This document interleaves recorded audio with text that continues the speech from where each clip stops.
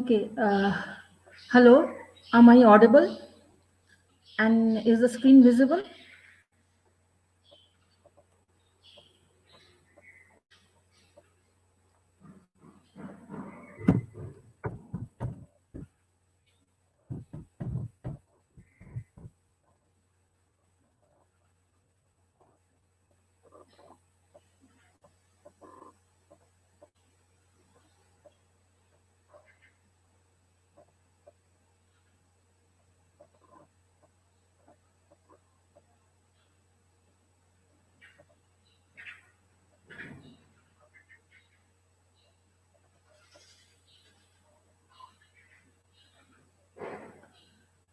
Uh, am I audible? And is the screen visible?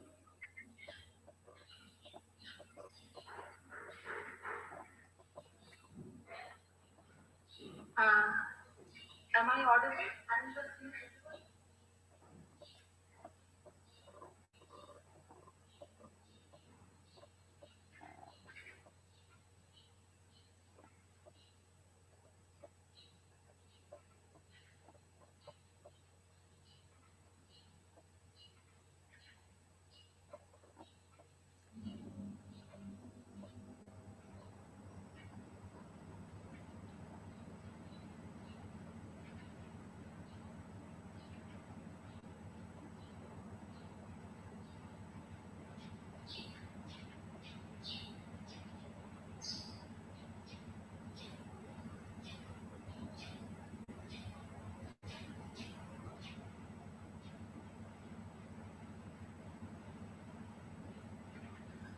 Am I audible? And is the screen visible?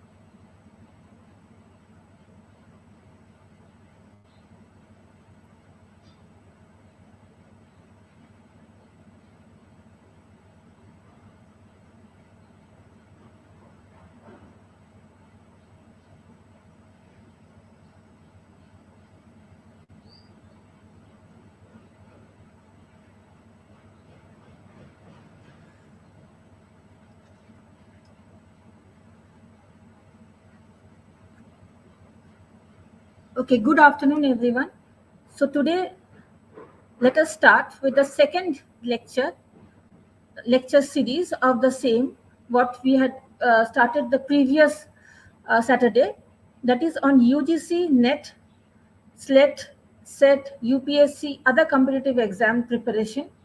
And since previous Saturday, I have been discussing with you people regarding the 2014 UGC June 2014 UGC third paper. So, as those of you who were there in the previous class, you know that I had already discussed till question number 15. So now, today, I will be discussing from the next, that is question number 16. So I hope I am audible and everything is fine.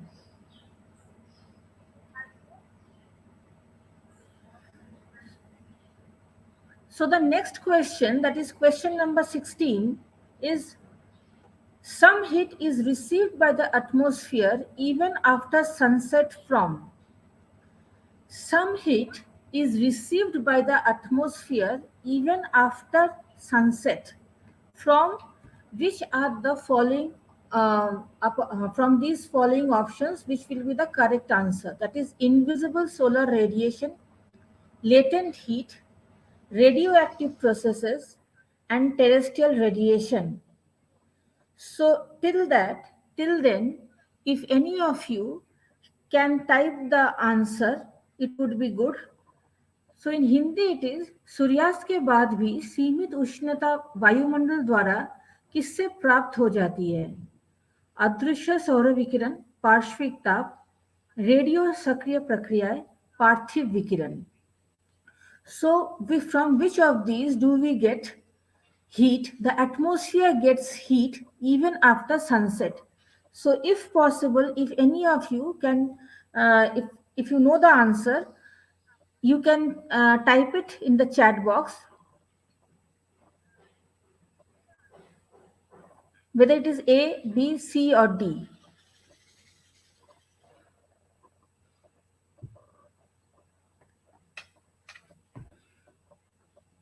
Okay, so before knowing the answer or before saying you the answer, I should discuss with you what these are.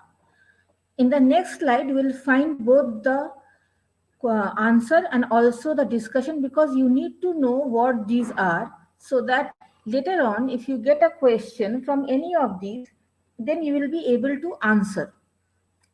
For this present question, the answer is D, that is terrestrial radiation. Now the question is that why D? Now the answer is, first we should know what is invisible solar radiation. Invisible solar radiation, this refers to both the ultraviolet rays and the infrared rays.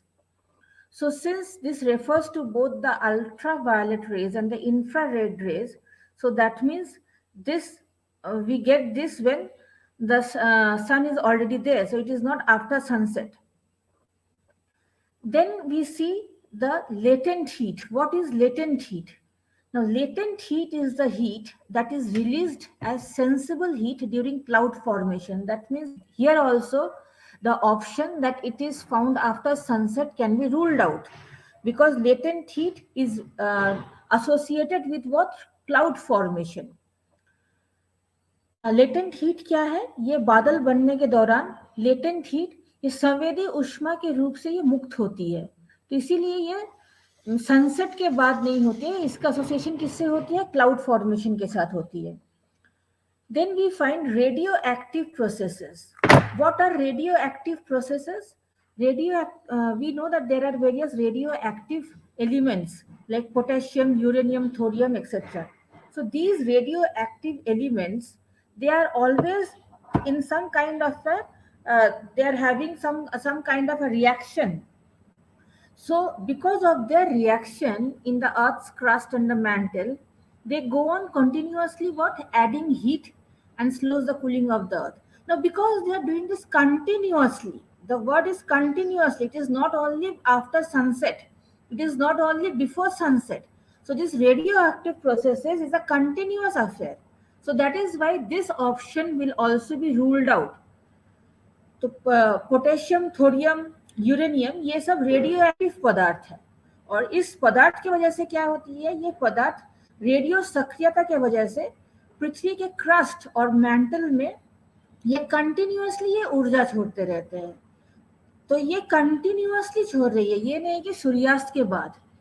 Then we have terrestrial radiation. What is terrestrial radiation? Now after sunset, we all know that during the day the sun warms the earth's surface. Now this all of us knows. Now this is done through shortwave radiation. But then through after sunset what happens? This heat is returned back. This is returned back to where? To the atmosphere in the form of what? In the form of long wave radiation. And this process is called terrestrial radiation, and this terrestrial radiation occurs after sunset. So this process continues even after sunset. So here is the answer. That is why terrestrial radiation is the answer. So again, what is terrestrial radiation? Terrestrial radiation is during the day, the sun warms the earth's surface. Now, whatever this warm, this is emitted back into the atmosphere in the form of long wave radiation. And this process is called terrestrial radiation. And this process occurs even after sunset. So these three things do not occur at a specific time, that is after sunset.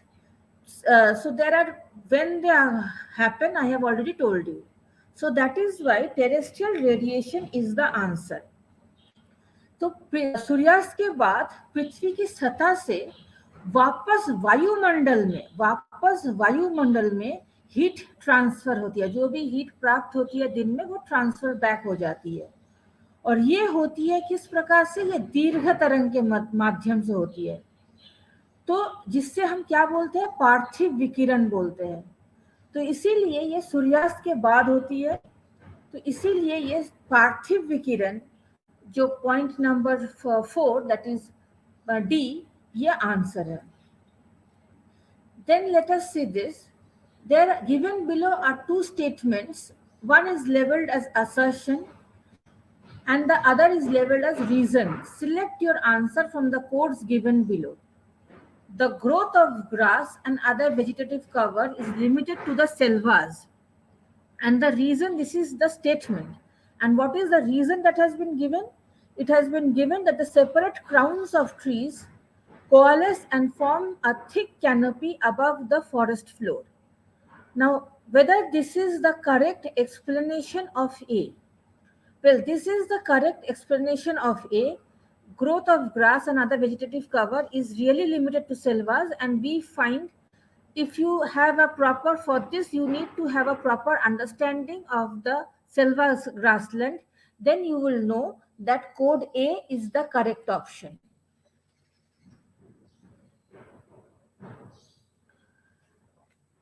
Now the next question is regarding Montreal Protocol. Now the question here is, Montreal Protocol is related to what?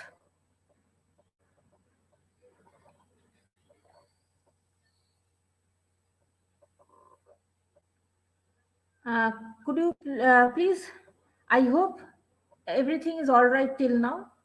So Montreal Protocol is related to what? So the options are whether it is related to global warming or ozone depletion or air pollution or water pollution. So these are the four options. Montreal Protocol का संबंध किससे है? ये चार option में से किससे है Montreal Protocol का संबंध? So for this, we need to know in detail about Montreal Protocol. So what is Montreal Protocol? So the Montreal Protocol says this was finalized in 1987. It is a global agreement to protect the stratospheric ozone layer.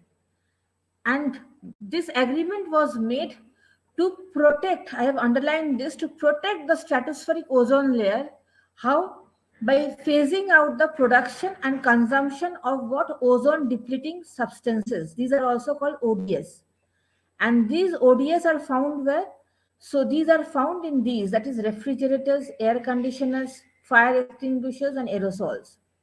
So that is why we see that the answer is B, that is ozone depletion.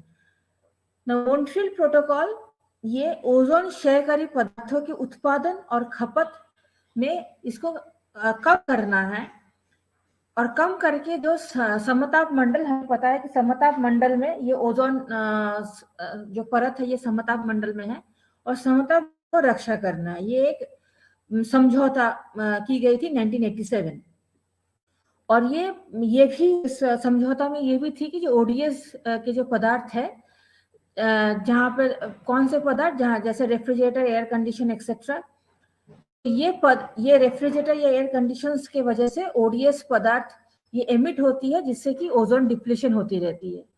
तो ये सब कम करना है। That is why the second option was the correct option. The objective of Kyoto protocol the next one.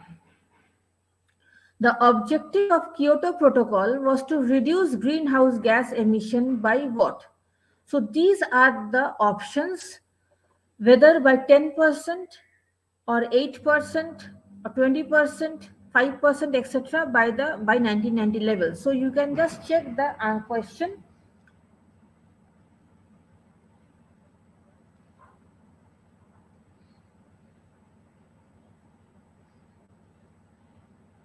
And what would be the answer for this? So again, for this we need to know about the Kyoto Protocol. So this protocol was adopted when? It was adopted on 11th December 1997 in Kyoto, which is in Japan. And it mandated that 37 industrialized nations. Why only 37? Because these 37 industrialized nations in 1997, there were 37 most industrialized nations. That is why only 37 were selected during that time. This was during 1997. So this mandated that 37 industrialized nations plus the European community will cut their greenhouse emissions by how much? This is the level. So that is why option number 4 is the correct answer. So if we go to the next slide, that is xerophytes. Xerophytes can tolerate and stand against what? Xerophytes can tolerate and stand against whether it is high temperature, severe cold, humidity, or drought conditions. Which among these 4 can xerophytes tolerate? Do you know the answer?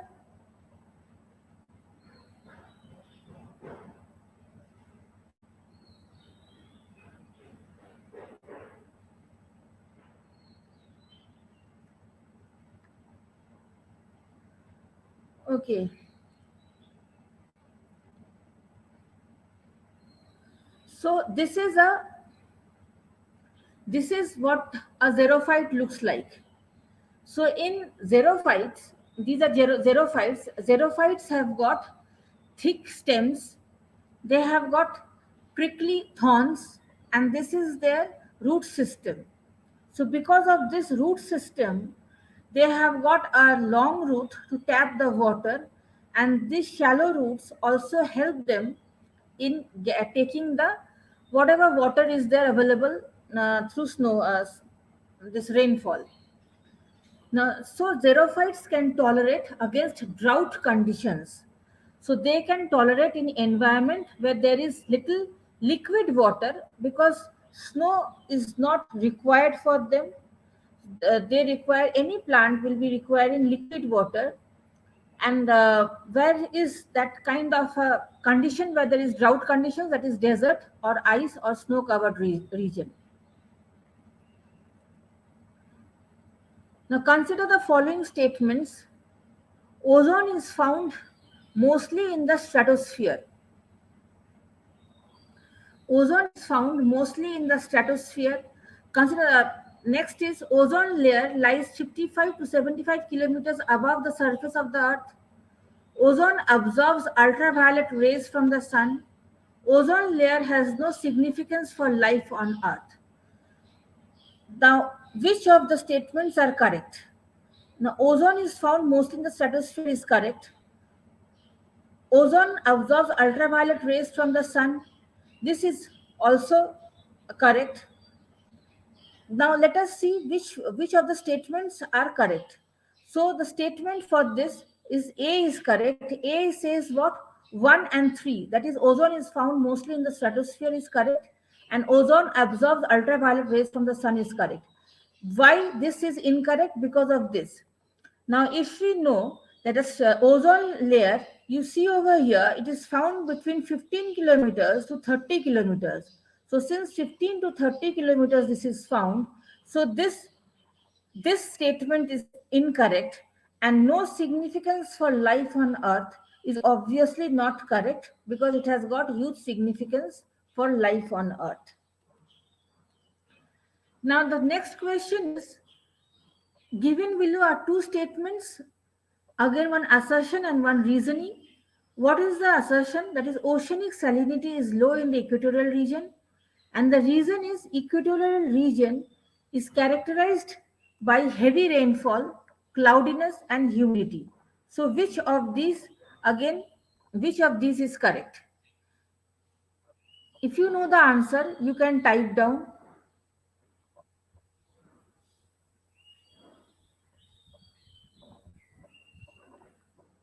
which you think is correct. Well, without wasting time, so the correct answer will be code A. Both A and R are true, and R is the correct explanation. Because in the equatorial region, what happens? There is too much of rainfall. Because of too much of rainfall, that dilutes the oceanic salinity. Because that dilutes the oceanic salinity, so the ocean salinity becomes less. So that is why both of this is correct. Now, question number 23. The statement systematic geography must move into theoretical spheres and regional geography into a search for generic and not unique studies was made by which of these geographers? So, for this to know, you must know about the details of these geographers, the details of these geographers, because once you know the details of these geographers, then not only for this exam, not only for this question, you will be able to know if any answer comes from any of the other options. So what did Richard Hartshorne say? He gave the concept of areal differentiation. This was first introduced by Hartshorne in his work Nature of Geography, published in 1939. So, if any question comes, who gave the concept of areal differentiation? So, you know the answer. Isaiah Bauman, in the book New World, in this book, discussed the various political regions in the world and their problems. Another work called Andes of Southern Peru, this contains the physical and human facets of geography based on field studies. And in this book, what covers demarcation of the various agricultural belts along with the deltas, details of regional people and spread of the settlements. So these were Isaiah Bauman's details. It was William Bange who gave this concept of systematic geography and about regional geography. And what did Peter Haggett say? He had his three main research areas, which were on these, which you are seeing on the slide. So I am not going into details of what that is. So later on, you can just check what this shows. So Richard Hartshorne, इन्होंने क्षेत्रीय विभेदीकरण की concept सबसे पहले हार्टशॉर्न ने प्रस्तुत किया था. कहाँ? इनके इस पुस्तक में. आइज़ाया बाउमन, इनके ये पुस्तक new world, Andes, pioneer, fringe, geography in relation with the social science, ये सब पुस्तक में इन्होंने अपना जो भी आइडियाज है ये इन्होंने ये आइडियाज इधर दी हुई है. और विलियम बंगे, करेक्ट आंसर इज विलियम बंगे, और पीटर हैगेट के तीन मुख्य रिसर्च क्षेत्र है जो कि यहाँ पे दिख रही है.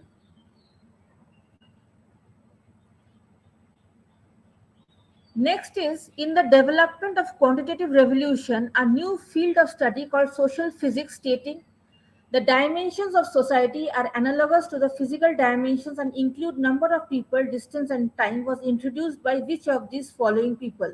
If you know the answer, can you type it down?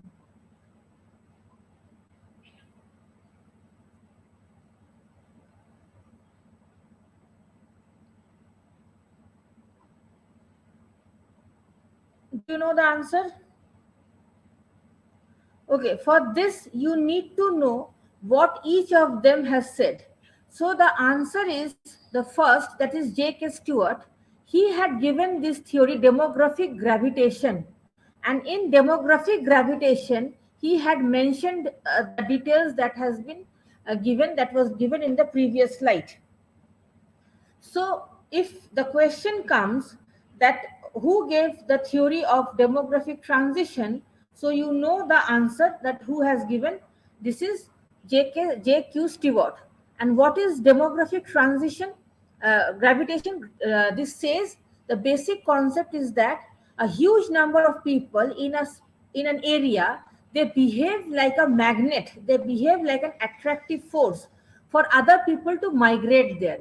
That is why we see that generally large cities have got huge number of people migrating to there, and not so larger cities, they don't have so many people migrating that side. So that is what he said, that large cities, they behave like an attractive force for other people to migrate there.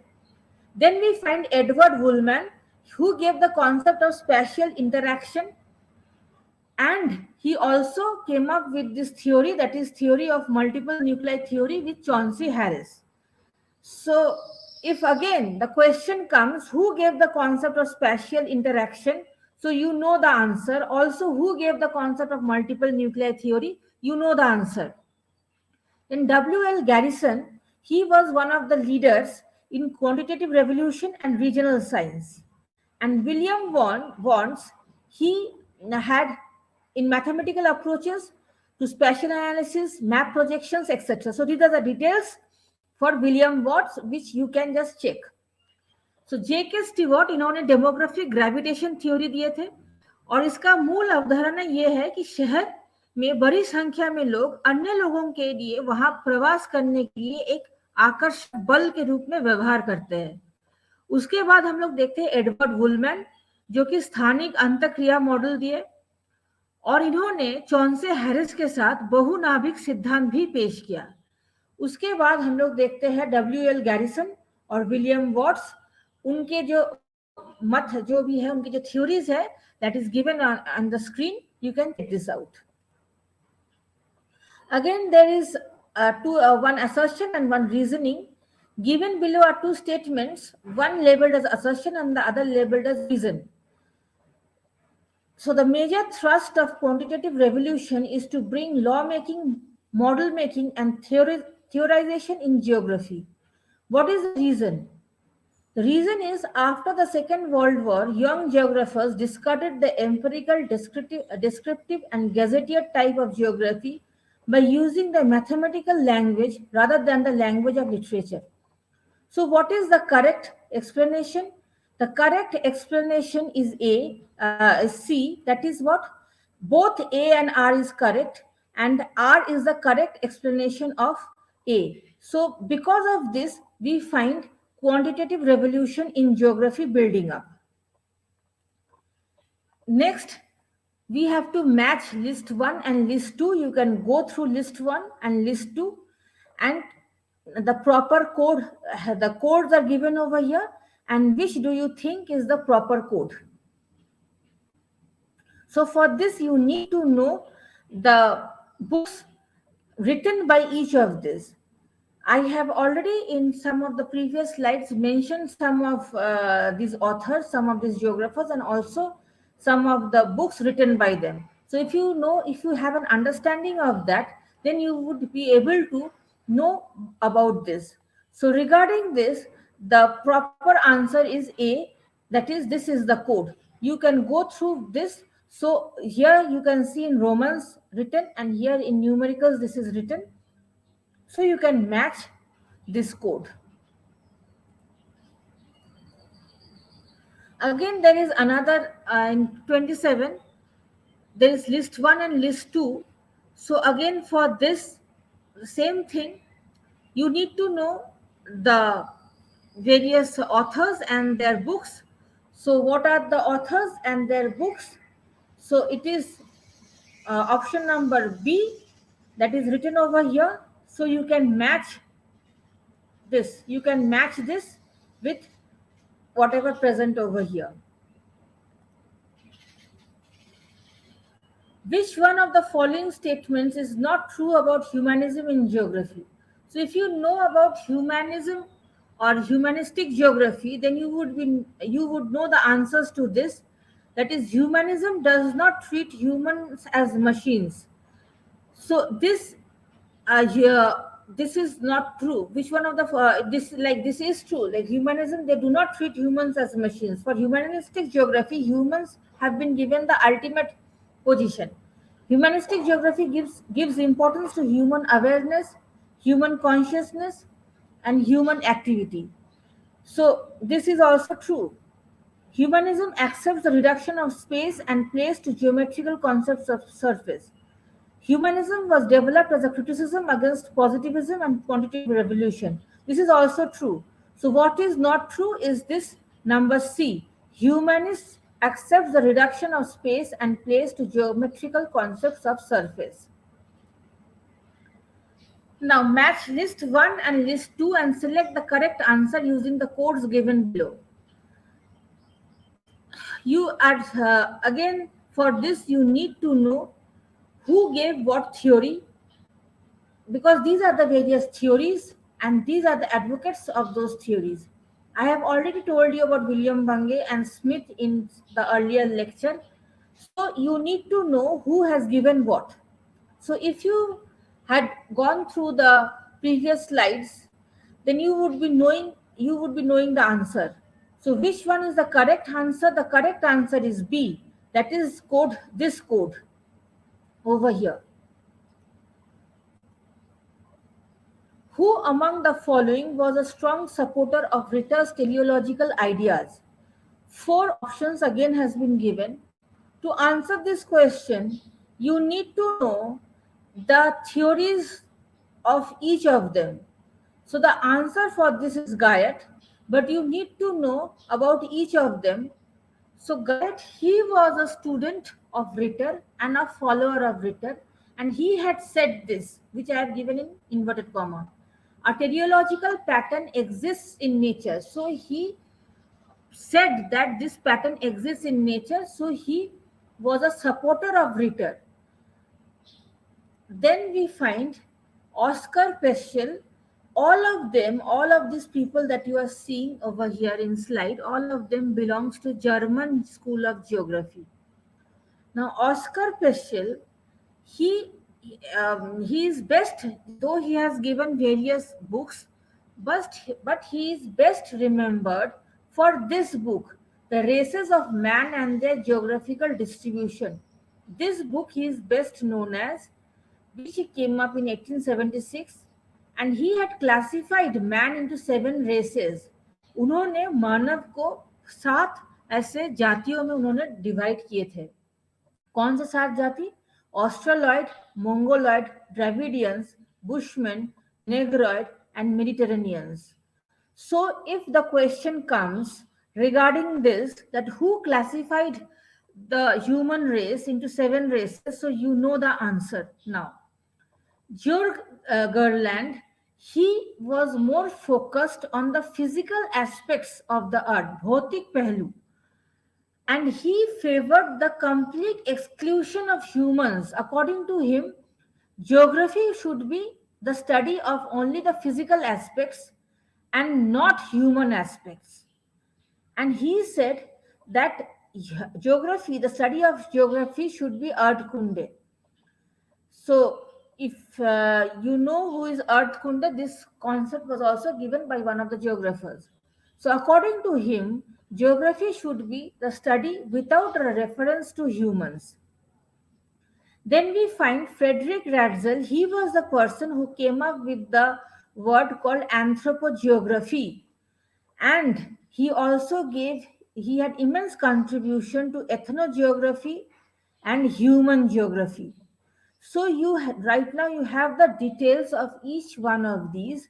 So if question comes from any one of these, just like I gave you the example, or like who gave the concept of anthropogeography, so now you know the answer, that as to who gave the concept of anthropogeography.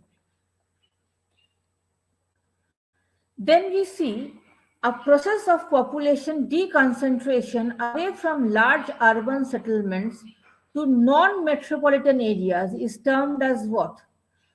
Again, you see this process of urban deconcentration away from large urban settlements to non-metropolitan areas. गैर महानगरीय क्षेत्रों में, तो इसको ये कौन इस 4 options में से कौन सा है?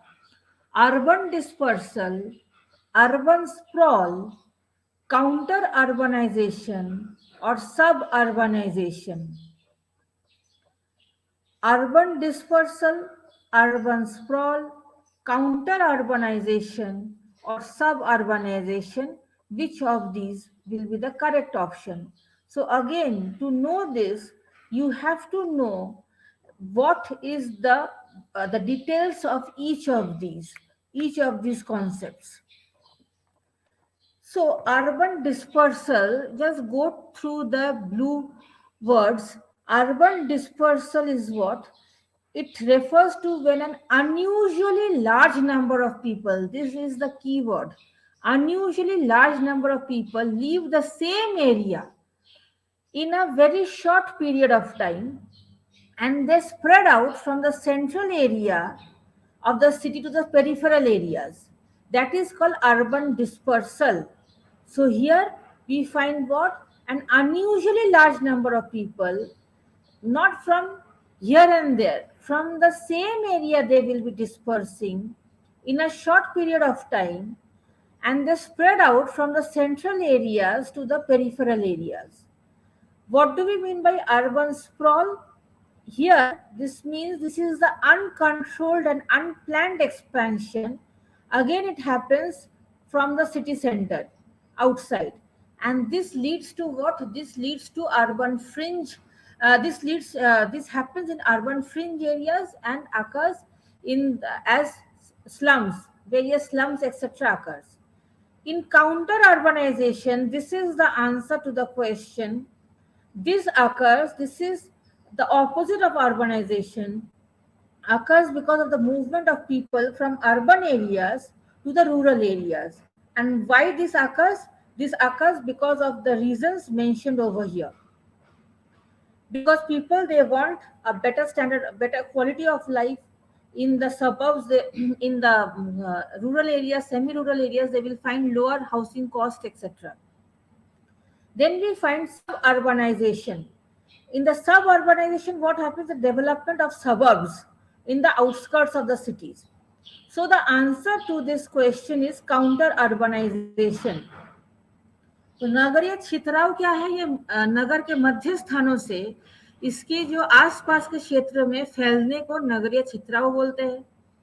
नगरीय अव्यवस्थित फैलाव किसको बोलते हैं? जब अनियंत्रित और अनियोजित विस्तार होती है, और ये भी कहाँ से होती है? केंद्र से बाहर की तरफ होती है, कम घनत्व वाले क्षेत्र में होती है. इसको अव्यवस्थित फैलाव बोलते हैं, जिसमें हम लोग स्लम्स एक्सेट्रा देखते हैं. काउंटर अर्बनाइजेशन, जो कि आंसर है, ये क्या होती है? क्षेत्र से, शहरी क्षेत्र से ग्रामीण क्षेत्र की तरफ जब लोग जाते हैं, फैलना स्टार्ट होती है, उसको हम लोग काउंटर अर्बनाइजेशन बोलते हैं.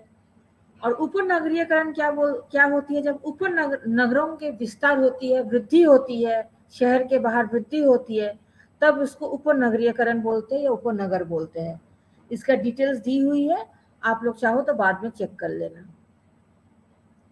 In the acceleration stage of urbanization, the urban population constitutes of what?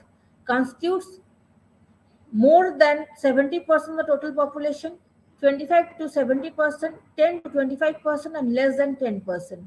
So the answer, what is the answer? The answer will be B, that is 25 to 70%. So for this, you need to know these things, that is urbanization process. So urbanization process can be divided into initial urbanization, acceleration stage, deacceleration stage, and the mature stage.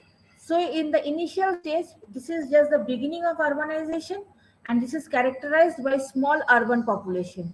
In the acceleration stage, we see what? That the urban population can reach around 30% to 50% during this stage. In the deacceleration stage, this is characterized by a slower rate of urban population growth.